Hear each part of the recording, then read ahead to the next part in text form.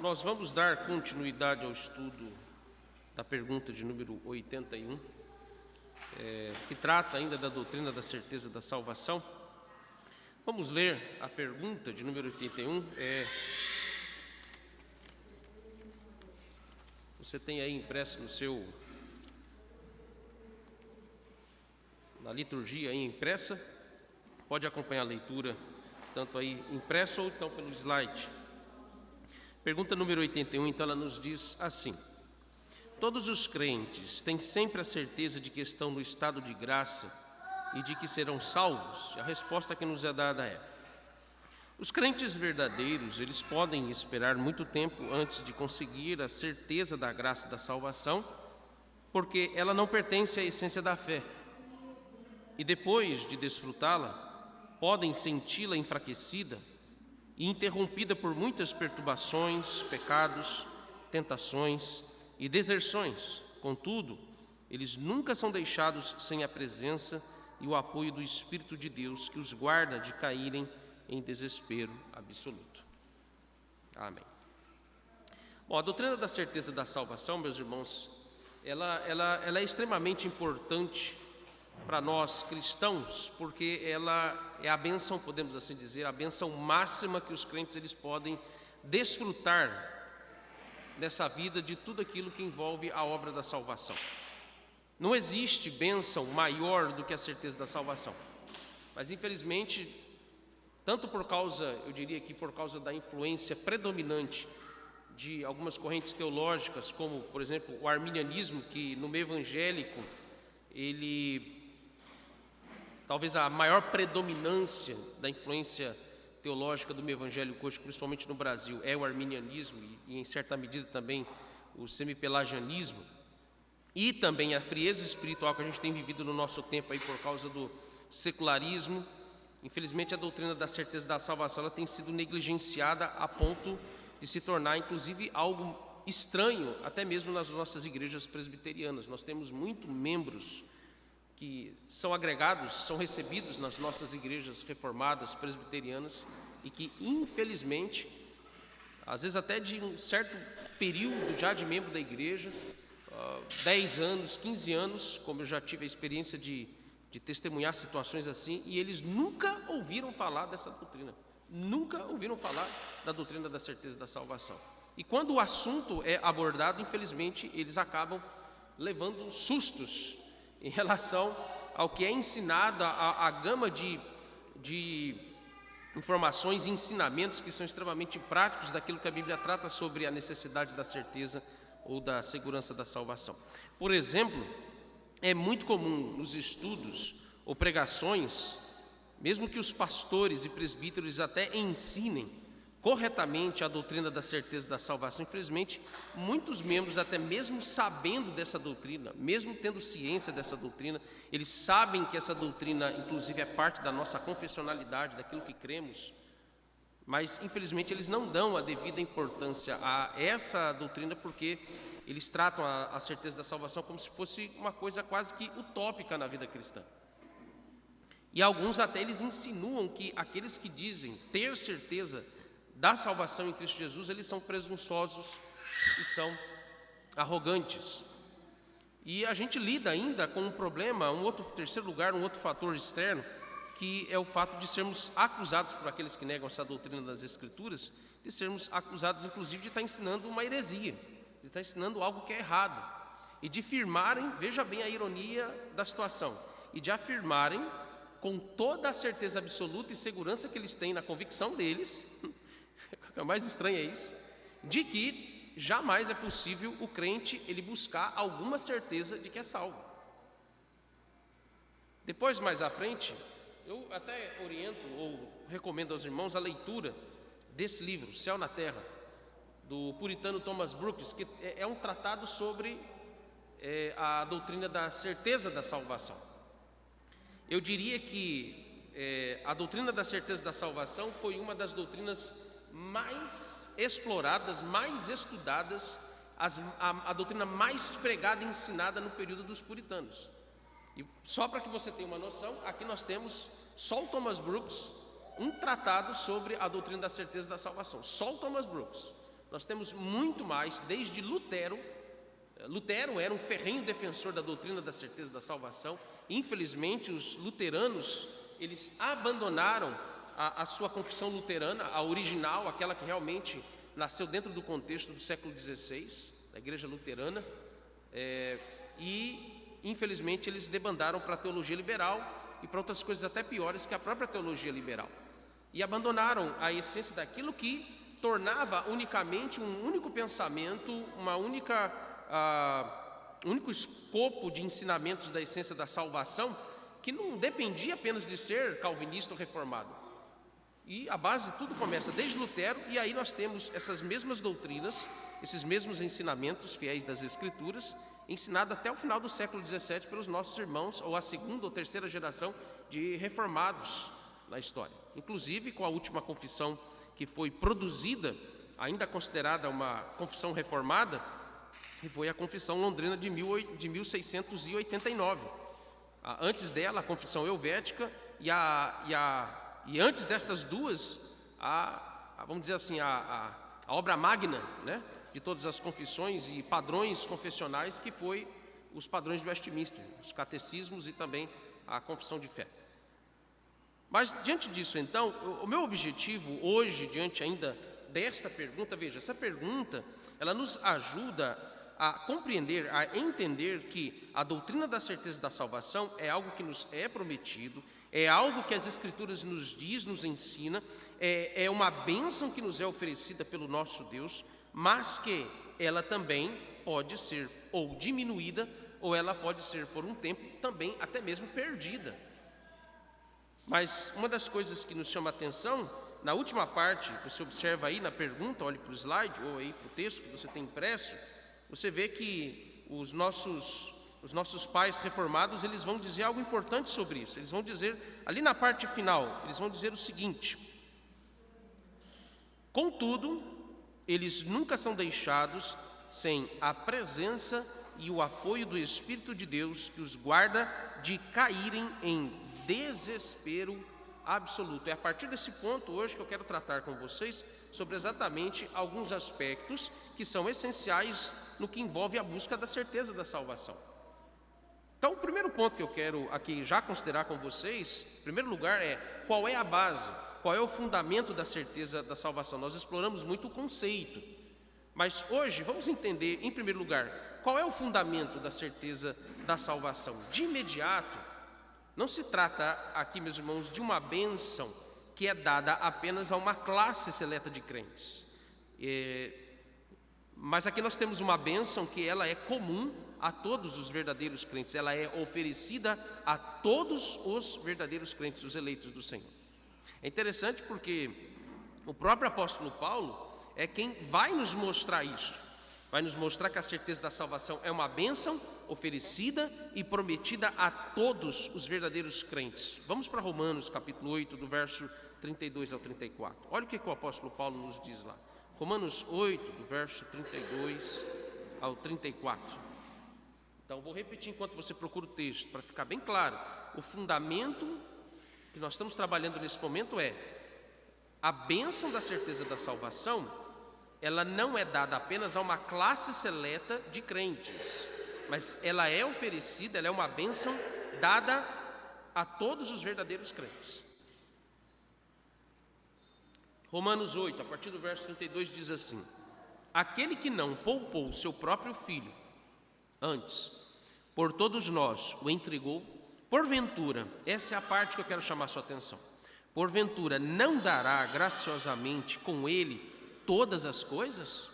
Porventura não dará graciosamente com ele todas as coisas? Quem tentará acusação contra os eleitos de Deus? Veja, todos os eleitos de Deus. É Deus quem os justifica. Quem os condenará? É Cristo Jesus quem morreu, ou antes quem ressuscitou, o qual está à direita de Deus Pai e também intercede por nós. Perceba aí que o apóstolo Paulo está falando da certeza da salvação, não como uma bênção que é dada a poucas pessoas, não como uma bênção que é dada apenas a um grupo em si, mas é algo que se manifesta a favor de todos os eleitos. Então veja que todos os verdadeiros crentes, eles podem e devem alcançar a certeza da salvação, porque ela é uma bênção baseada e fundamentada na graça de Deus. Ela é fundamentada na soberania de Deus. Veja, Deus a oferece a todos os crentes, a todos os verdadeiros crentes. Segundo princípio que a gente precisa aplicar dentro do que envolve essa última declaração que nós a temos aqui, que acabamos de ler, quando diz que o Espírito de Deus guarda aqueles que muitas vezes até perdem a certeza da salvação por um tempo, deles caírem nesse desespero absoluto. Talvez você esteja nessa situação.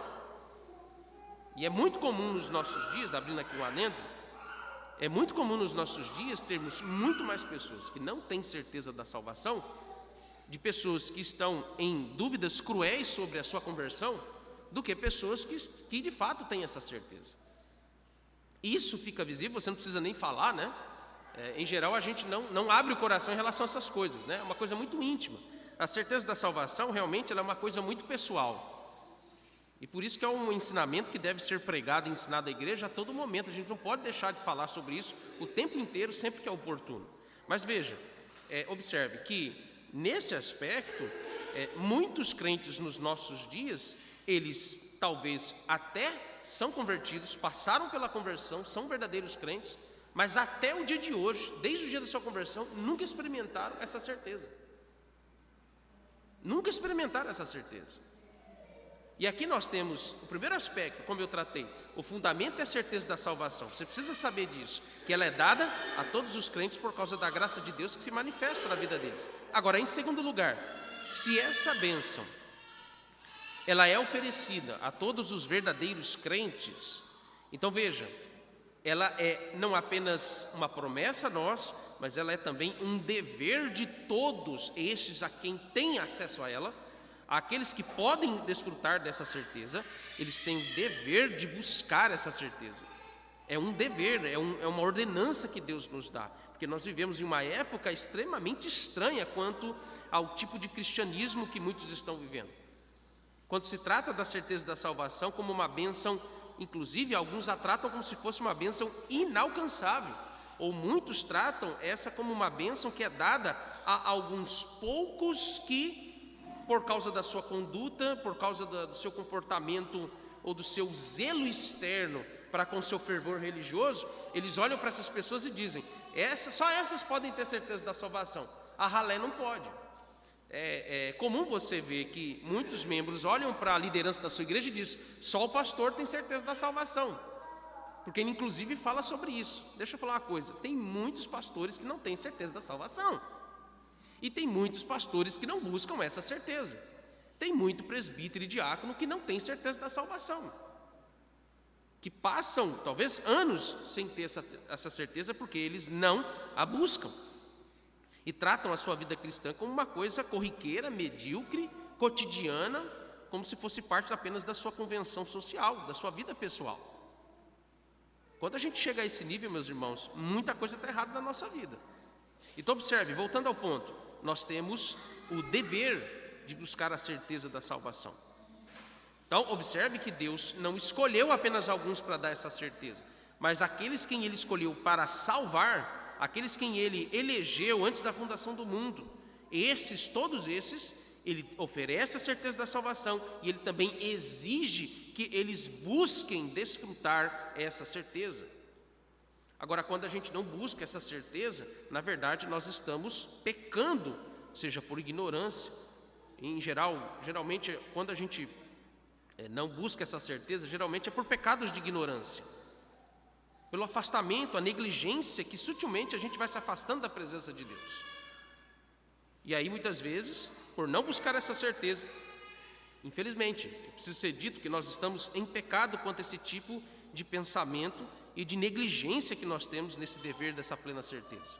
Terceiro princípio que nos é importante é quanto à fonte da certeza da salvação. A fonte para que busquemos essa certeza. Primeiro, as Escrituras. Essa é a fonte primária. Em outras palavras, um dos propósitos da Escritura como um todo, além de anunciar Jesus Cristo como nosso Redentor. Veja, em primeiro lugar, a Escritura nos foi dada com o propósito de nos dar conhecimento de Cristo.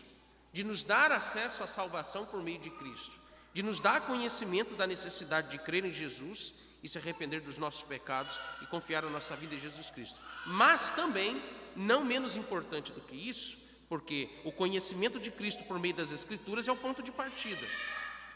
Mas a continuidade desse conhecimento de Cristo, ele também envolve o propósito da Escritura ajudar os crentes na busca da certeza da salvação. Repito, ajudar os crentes, auxiliar, socorrer os crentes em como eles devem buscar a certeza da salvação. E é dessa forma que nós podemos verificar, por exemplo, alguns pontos que definem ou constatam essa função da Escritura, como ao nosso auxílio, como nosso guia para a busca dessa certeza. Por exemplo, as Sagradas Escrituras, ela é caracterizada em 2 pontos que são importantes, ou pelo menos 3 pontos aqui que são importantes. Primeiro, quanto à sua antiguidade. A sua antiguidade. Por que eu estou dizendo isso? Porque todo o conhecimento, todo o entendimento da verdade, ela tem como fonte o próprio Deus desde a criação do mundo. A Bíblia, ela não passa a ser revelada a nós, a revelação de Deus, que obviamente agora temos escrito, que nós chamamos aí de Bíblia Sagrada, ela não é recente para nós, mas a revelação da palavra de Deus, ela já começa ali no período da criação. Então, o primeiro ponto que você precisa considerar quanto à veracidade, à autoridade e o fato das Escrituras, ela nos servir de auxílio quanto à certeza da salvação, é que ela é antiguíssima. Ela é a primeira de todas as fontes revelacionais do conhecimento que o homem deve ter de todas as coisas. A fonte da existência e da preservação de todas as coisas, se você olha lá para Gênesis capítulo 1, é em si a própria palavra de Deus. Isso aqui nos bastaria para você saber que a Bíblia, ela é confiável para que você busque nela a certeza da salvação.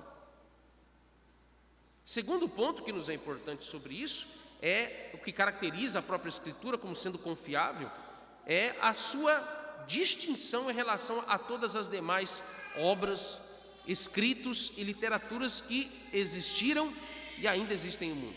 Porque veja, a Escritura, ela não é provinda de suposições ou de conceitos humanos, mas ela é todo o conselho e os pensamentos de Deus sobre todas as coisas que são essenciais para nós.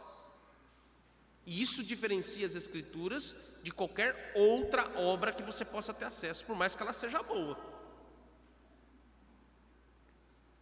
Isso torna também a palavra de Deus confiável e verificável quanto ao fato dela ser o auxílio, a fonte para que você busque a certeza da salvação. Terceiro, a veracidade e a harmonia de todas as coisas que estão ali registradas nas Escrituras como revelação de Deus. O que é que eu quero dizer com isso?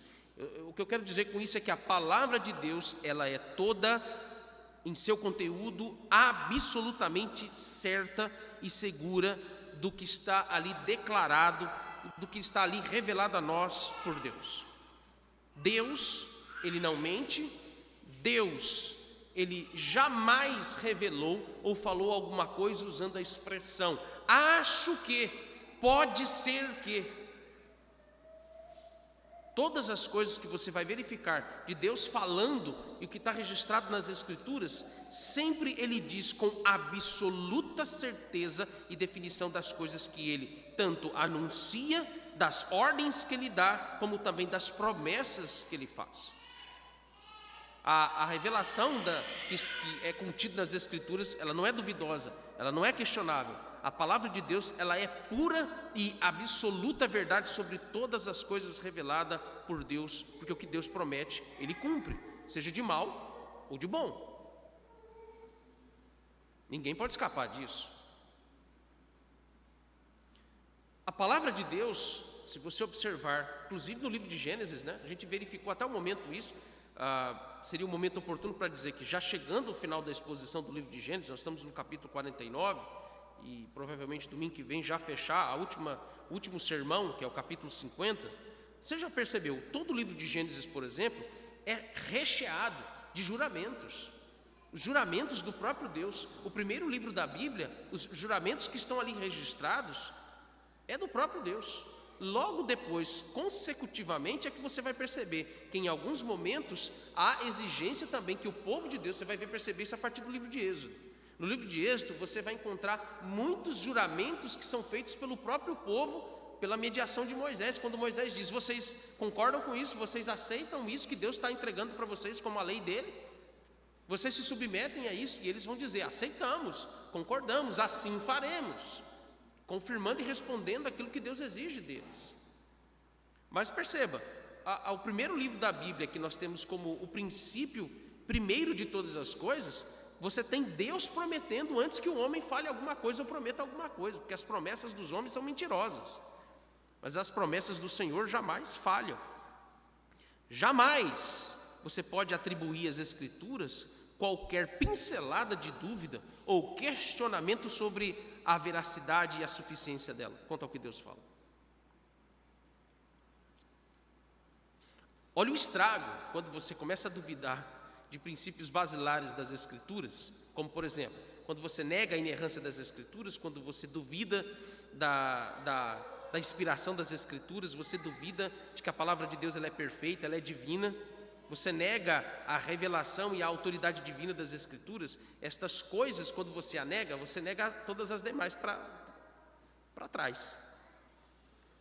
E aí olha o que aconteceu quando os teólogos liberais, eles começaram a questionar a Bíblia como a palavra de Deus, e eles passaram imediatamente a questionar inclusive a busca da certeza da salvação. Eles negam, eles dizem que o homem não é capaz de ter alguma certeza sobre ser ou não ser salvo.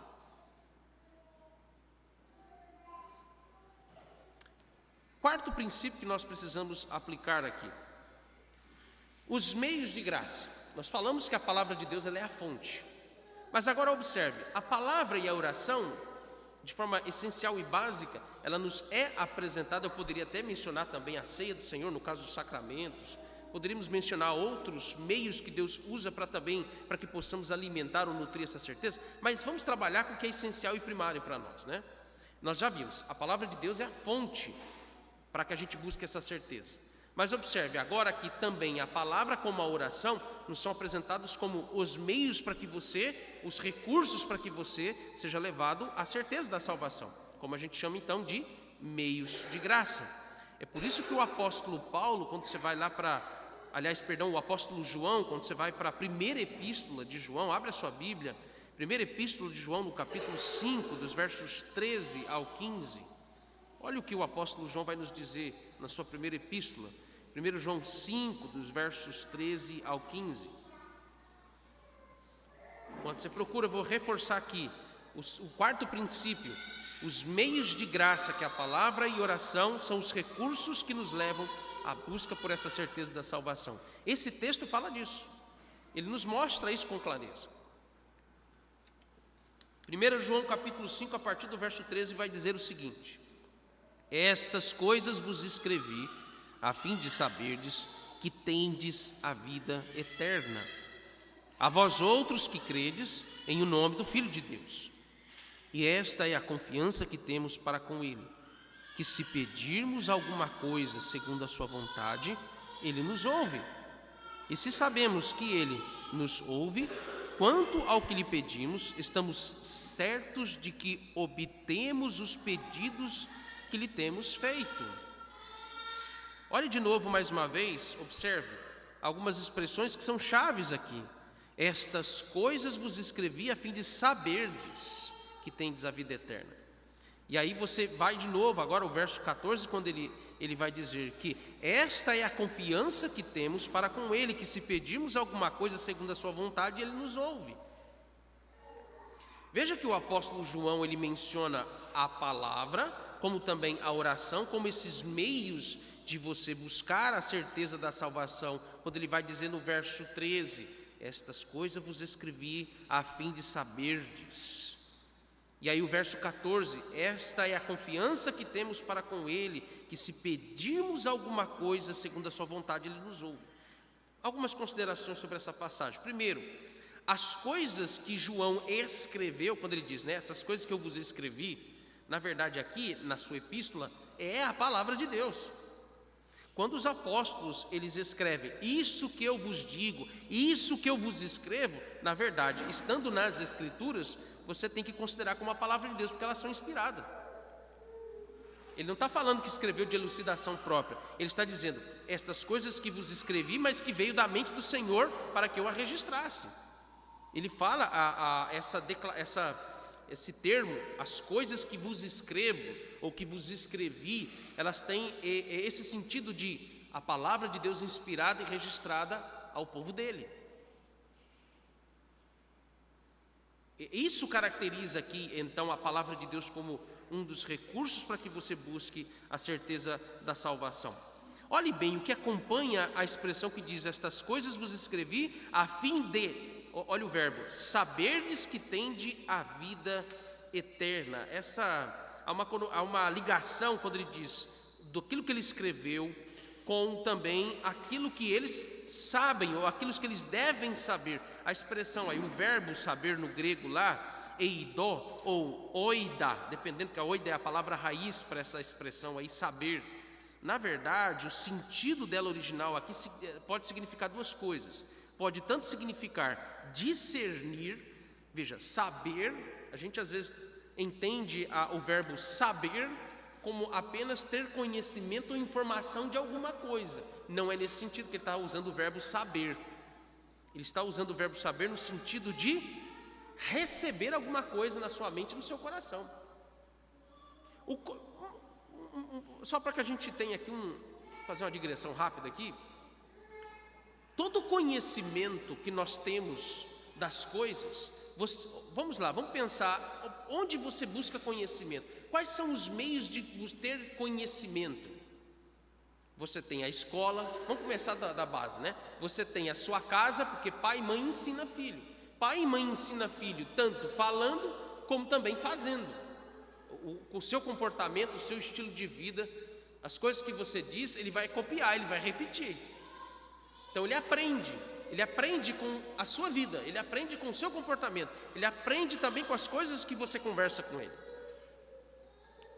Escola, como eu até tinha falado, a escola, lá você aprende também, lá você também recebe conhecimento.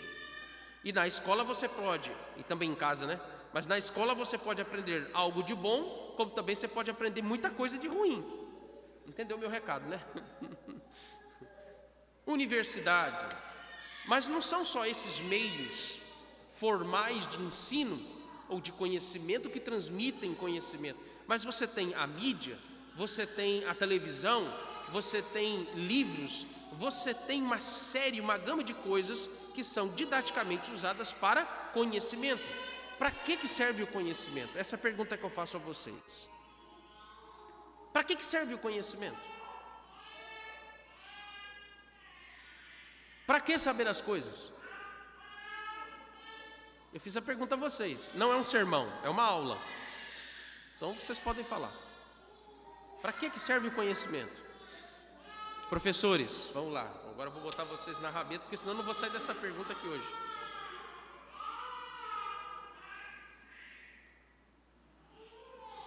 Para que serve o conhecimento? A vida prática, para você viver aquilo que você está recebendo. Para que serve aqui a pregação da palavra, os estudos bíblicos? Por que a igreja tem que ter pastor, presbítero para ensinar a igreja? Para que você coloque em prática aquilo que está sendo ensinado. O conhecimento, ele vai modelar a sua vida. Ele vai fazer você seguir uma direção, um caminho. Para isso que serve o conhecimento. Agora, observe bem o que o apóstolo Paulo está dizendo. As coisas que vos escrevi é para que vocês não apenas fiquem sabendo, ele está dizendo, para que vocês apliquem, para que vocês vivam, para que vocês busquem convicção e certeza. E como é que você busca convicção e certeza?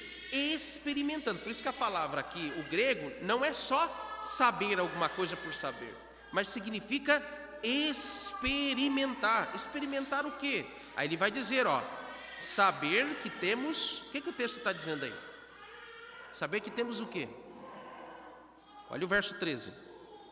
Irmãos, se concentrem. Não se preocupem com o Isaac está bem. Eu estou preocupado com vocês estão dispersos. Vamos lá. Saber o quê? Verso 13, aí no finalzinho. Saberdes que tendes a vida eterna. Você tem que viver como alguém que recebeu a vida eterna. Em outras palavras, o que ele está dizendo?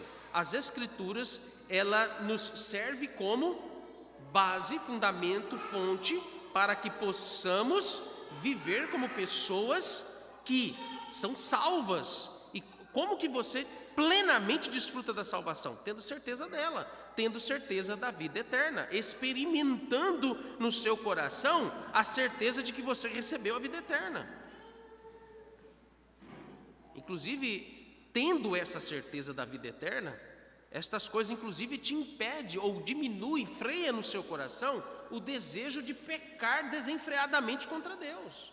Olha a importância da certeza da salvação quanto a ser um meio pelo qual Deus, quanto mais você tem certeza da sua vida eterna, menos você peca ou menos você tem desejo de pecar. E observe agora também, quando ele diz que, em quarto lugar aí, a vida de oração também como meio de se buscar essa certeza da vida eterna. Ou seja, aqueles que têm o discernimento dirigido pela palavra, aqueles que têm a sua vida aplicada naquilo que Deus lhe revelou por meio da sua palavra, eles não vão gastar o seu tempo de vida de oração pedindo coisas fúteis e passageiras para satisfazer o seu coração. Presta de novo atenção no verso 14. Vou ler de novo para que vocês vejam, versos 14 e 15. Esta é a confiança que temos para com Ele. A palavra confiança nos remete ao quê? Convicção e certeza de alguma coisa. De que se pedirmos alguma coisa segundo o quê? Segundo a sua vontade, Ele nos ouve. O verso 13, Paulo já disse qual é a vontade de Deus, qual é a bênção maior que Deus deseja nos dar. O que Ele deseja nos dar? Conhecimento da vida eterna, que é a certeza dela. Conhecimento é para que você tenha convicção das coisas. Então veja, se a vontade de Deus é que você tenha a certeza da vida eterna, observe, aquilo que pedimos segundo a sua vontade, Ele nos ouve, e se sabemos que Ele nos ouve quanto ao que lhe pedirmos, estamos certos de que obtemos os pedidos que lhe temos feito. Ou seja, você não pode perder o seu tempo nas suas orações pedindo coisas que não são da vontade de Deus, às vezes até as coisas que não são lícitas, que não são em si pecaminosas, e elas não são da vontade de Deus, atrapalham a busca pela certeza da salvação. As nossas orações, elas devem estar mais recheadas do anseio e do desejo de você ter certeza da sua salvação, de você orar mais pedindo a certeza da salvação do que qualquer outra coisa. Por isso que a gente não sabe orar, como diz o apóstolo Tiago no capítulo 4. Pedis e não recebeis, porque não sabeis o que pedis. Vocês pedem motivados com a cobiça e o desejo do coração das coisas do mundo.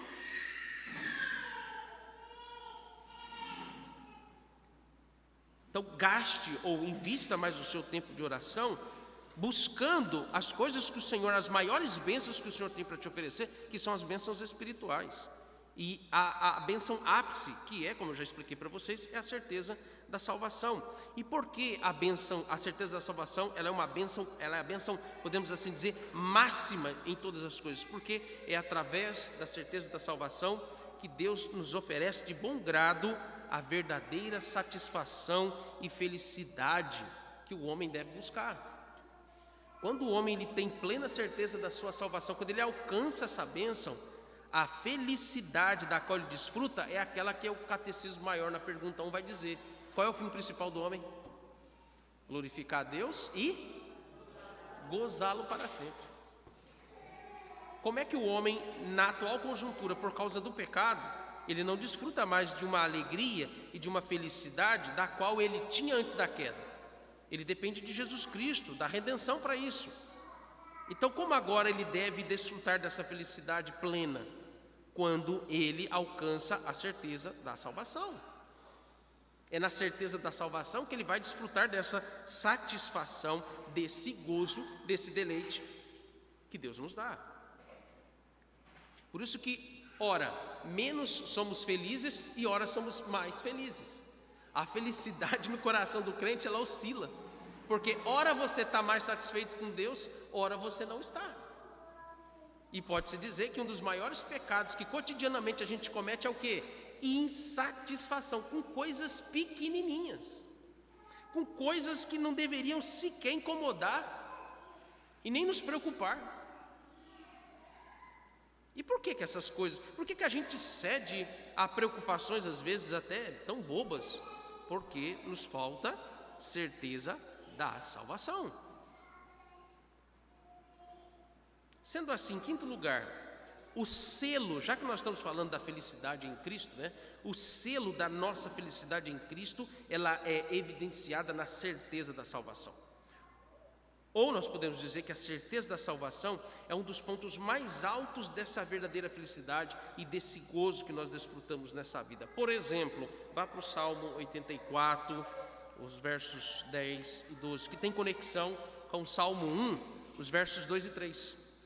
Os versos 2 e 3. Depois a gente pode ir lá para o Salmo 1, mas primeiro, o Salmo 84, os versos 10 a 12. O que nos diz essa passagem?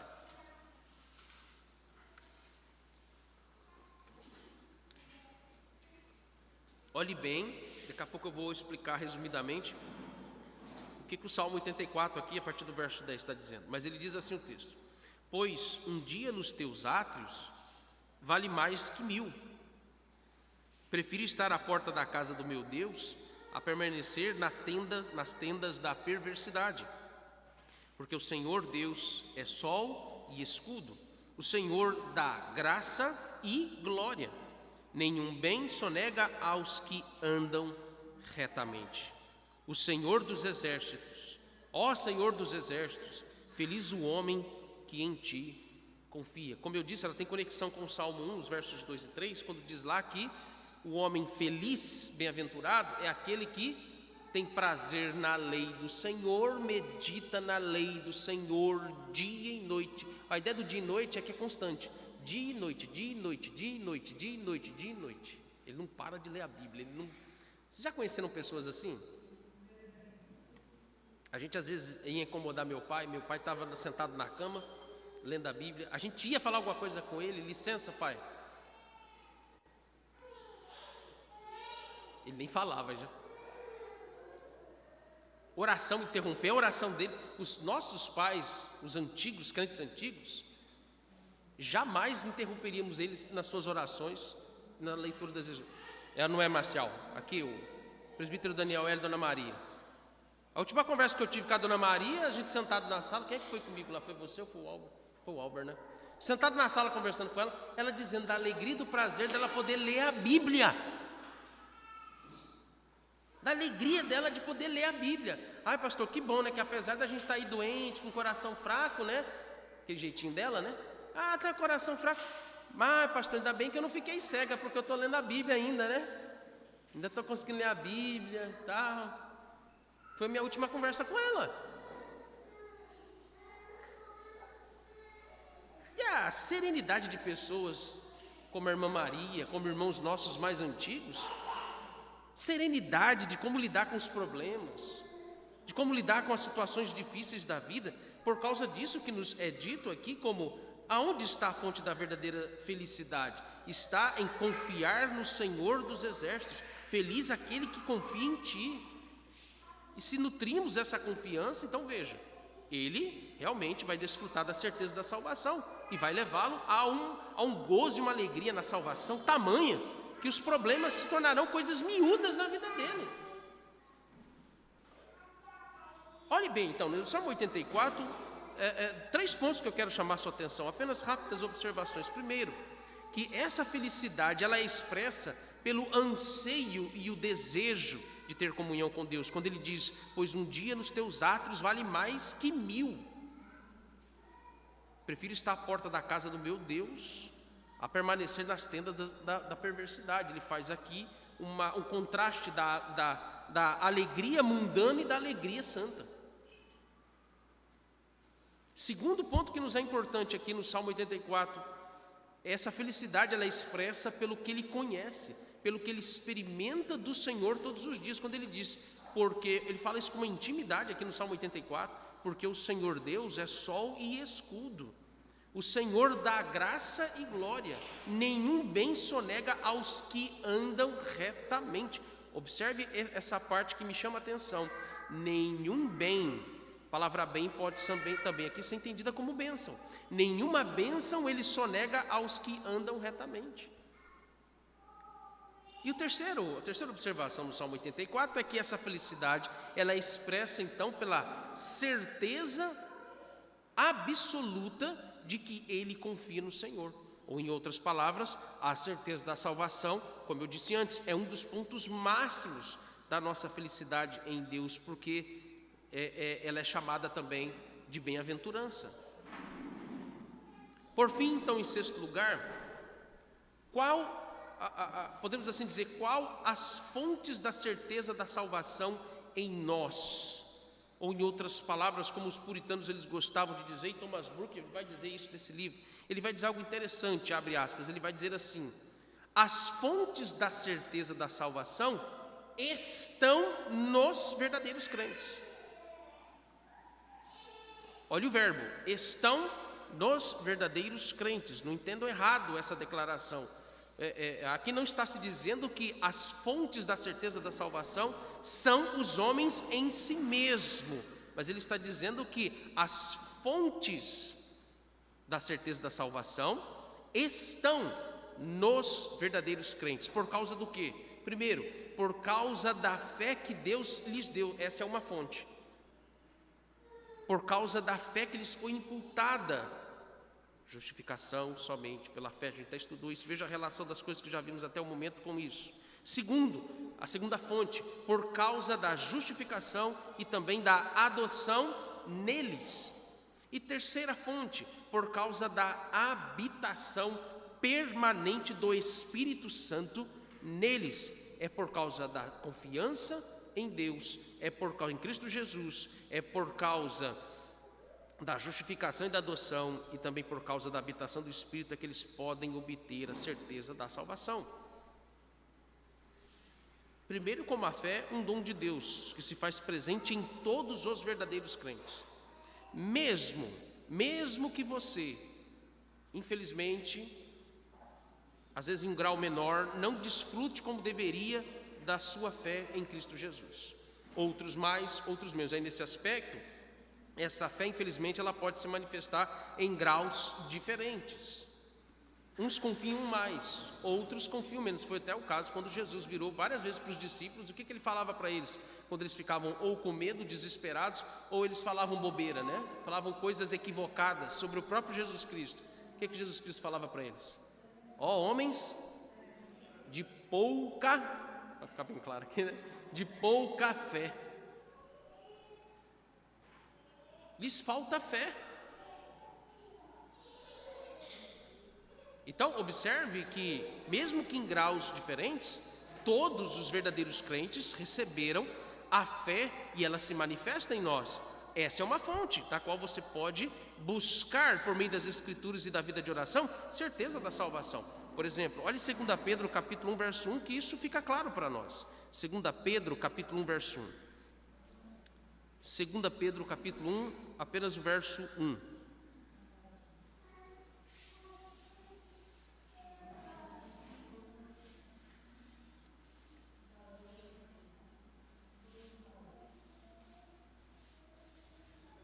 Eu vou ler, acompanhe quando diz: Simão Pedro, servo e apóstolo de Jesus Cristo, aos que conosco, observe o que ele diz, aos que conosco obtiveram fé igualmente preciosa na justiça do nosso Deus e Salvador Jesus Cristo.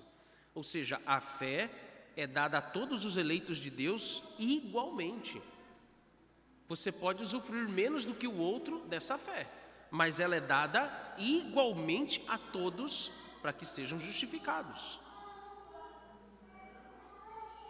Perceba que, olha bem isto, perceba que a fé em Cristo Jesus cresce no verdadeiro crente quando ele se apropria dos meios que ele tem à sua disposição para fazê-la crescer. Quando a fé em Cristo ela é nutrida, ela cresce, e o resultado do crescimento dessa confiança em Cristo é encher o seu coração da certeza e da alegria da salvação. Da mesma forma agora, saindo da questão da fonte que é a fé, a outra fonte que é a habitação do Espírito Santo, como aí nos diz a pergunta e resposta 81, né? Quando diz que, vou ler ali,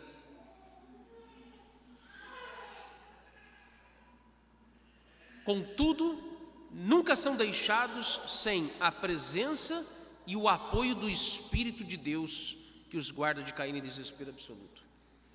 E é onde termina aqui o nosso estudo, nesse último ponto, quando a habitação do Espírito Santo é uma dessas fontes fundamentais e essenciais que nos dá todos os dias oportunidade de nutrir e alimentar o nosso coração com a certeza da nossa salvação.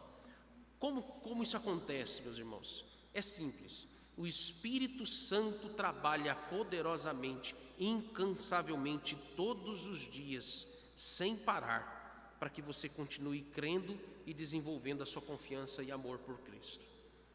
Apesar de você muitas vezes negligenciar isso. Mas apesar das nossas negligências, o Espírito Santo, por isso que a salvação é pela graça, está vendo? Se for depender dos nossos esforços, nem os nossos esforços sequer. Apesar de nós, o Espírito Santo trabalha incansavelmente e poderosamente a todo momento para que você continue crendo e desenvolvendo a sua confiança em Cristo Jesus. Por isso que ele diz que apesar de perderem a certeza da salvação, jamais perderão a confiança em Cristo. Isso acontece, por exemplo, com pessoas que quando elas caem em pecado, o seu coração se afasta de Deus por um tempo, e elas ficam sem orar, elas ficam sem ler a Bíblia, elas perdem quase que totalmente a sua comunhão com Deus. Mas é interessante que apesar disso, o Espírito Santo está lá preservando ela, ainda confiando em Cristo. Você lembra da história de Jacó?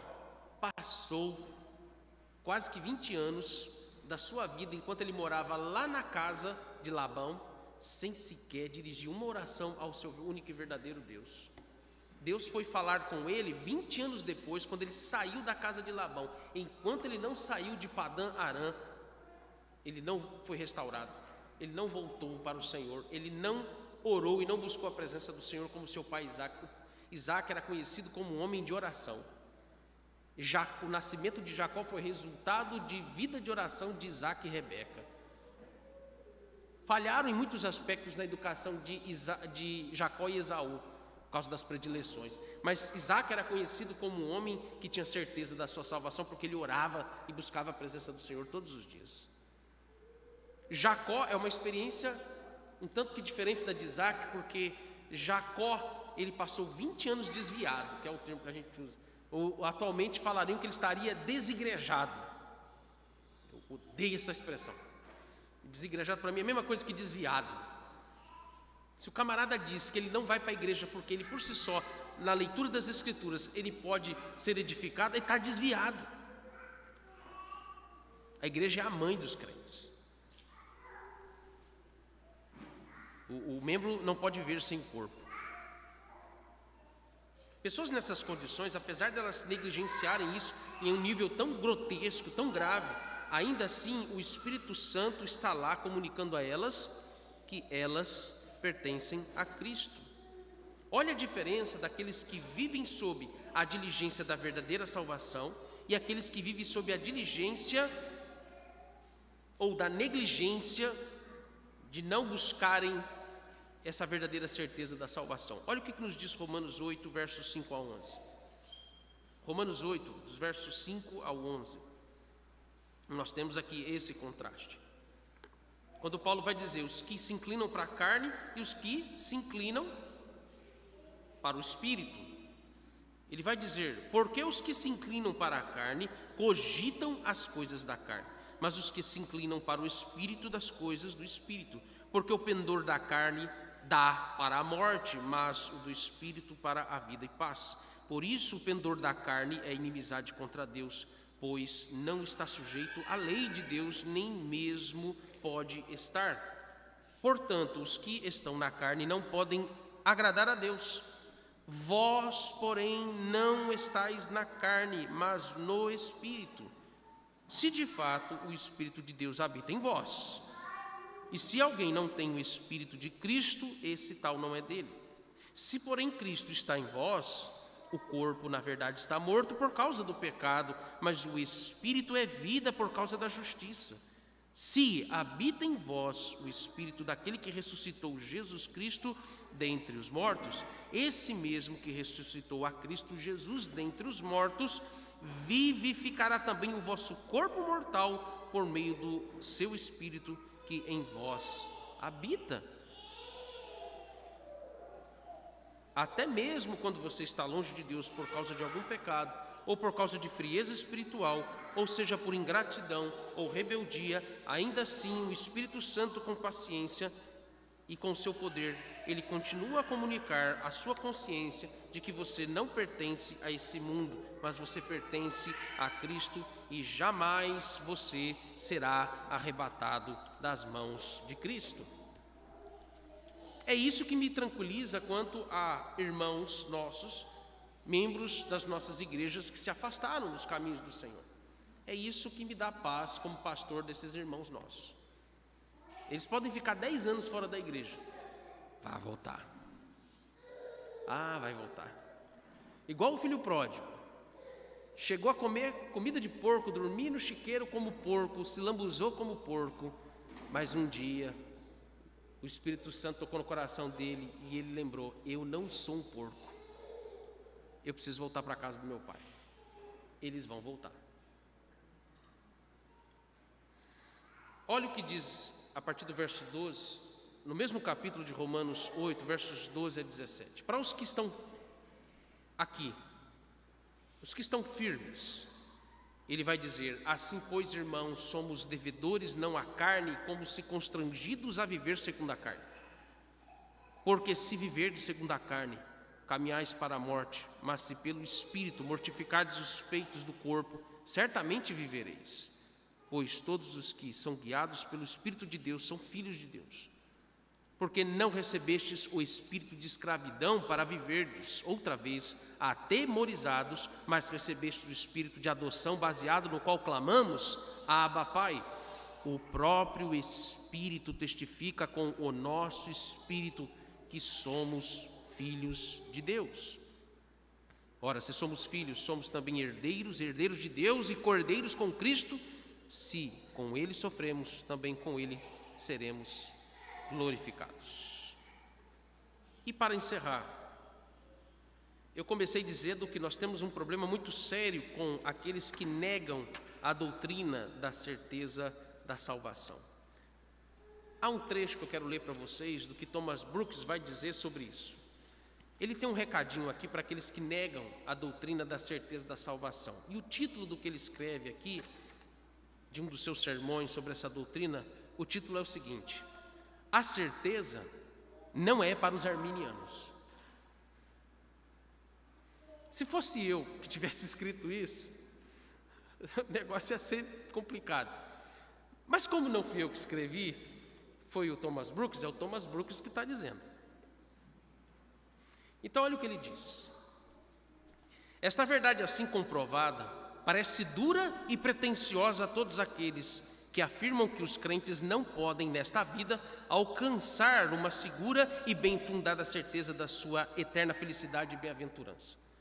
Como acontece com os papistas e com os arminianos, todos os que conhecem os seus escritos e os seus ensinos sabem que eles estão de armas em riste contra a doutrina desta segurança e certeza que exalta Cristo e anima a alma. Nada sei sobre uma certeza do céu nesta vida, diz Groven Sivium, um arminiano. A firme e segura certeza da fé cristã é uma pérola que eles pisoteiam. É um raio do céu que tem tanta luz, tanto brilho e tão fulgente glória que os olhos ofuscados deles não podem contemplar.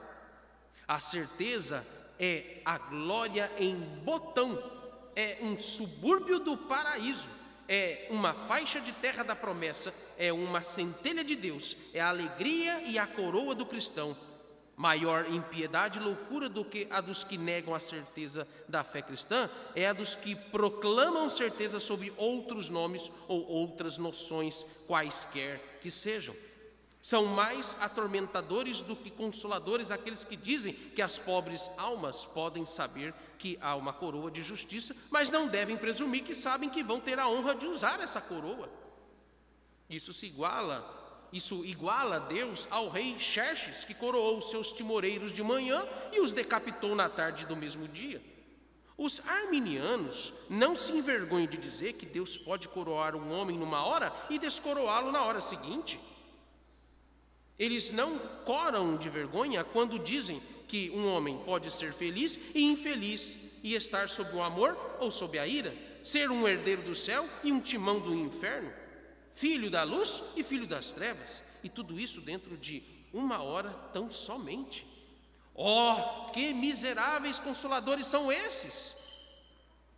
Que é isso senão atormentar a alma cansada, desanimar o espírito ferido e entristecer aqueles que Deus quer ver alegres?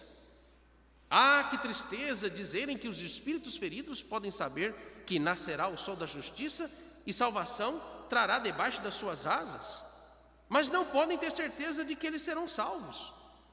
A alma faminta pode saber que na casa de seu pai há pão suficiente, mas não pode saber se vai provar desse pão.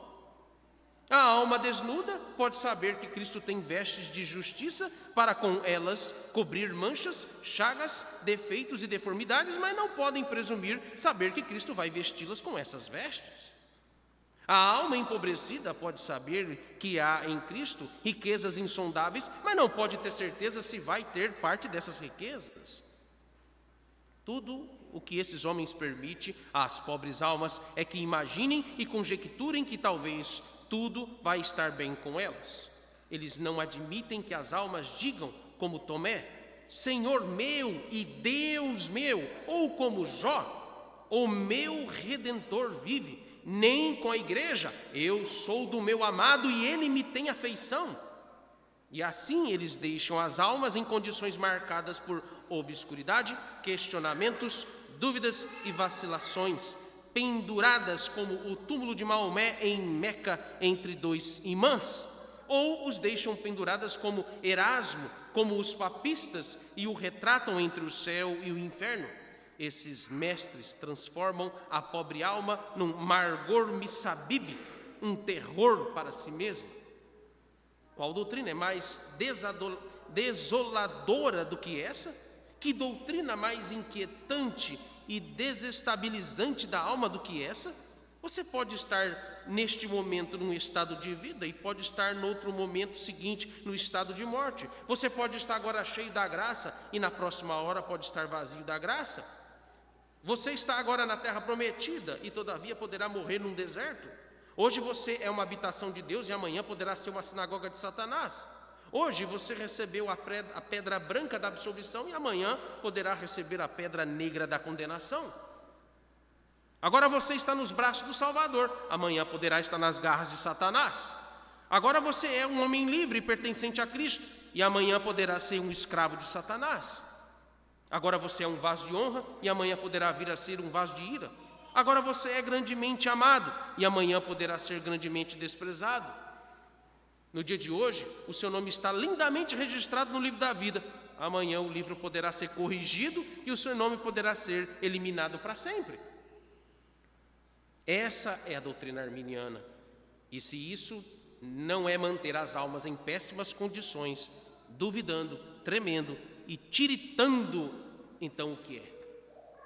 Bem, cristãos, lembrem-se de que a sua felicidade e bem-aventurança, que ninguém pode arrebatar vocês da mão de seu Pai, que vocês são guardados como que numa guarnição militar ou como que por uma guarda pelo poder ou na virtude de Deus para a salvação. porque as montanhas se desviarão e os outeiros tremerão, mas a minha benignidade, diz o Senhor, não se desviará de ti, e o conserto da minha paz não mudará, diz o Senhor, que se compadece de ti. Cristo vive sempre para interceder por vocês. Ó homens, os demônios seriam mais capazes de criar o mundo, destronar Deus, arrancar o sol do firmamento e Cristo do seio do Pai, do que arrancar o crente dos braços eternos de Cristo ou de roubar uma das suas preciosas joias. Encerro este capítulo como um excelente ditado de Lutero, abre aspas, todas as escrituras, diz ele, têm por objetivo principal que não duvidemos, mas sim que tenhamos esperança, que confiemos, que creiamos que Deus é um Deus misericordioso, generoso, caridoso, paciente para com seu povo. Leiam esse livro. Tem coisa aqui para aprender durante a vida inteira, não é só um ano não, mas a vida inteira. O Céu na Terra, de Thomas Brooks, um tratado sobre a certeza cristã. Alguém tem alguma pergunta? Ou algum comentário?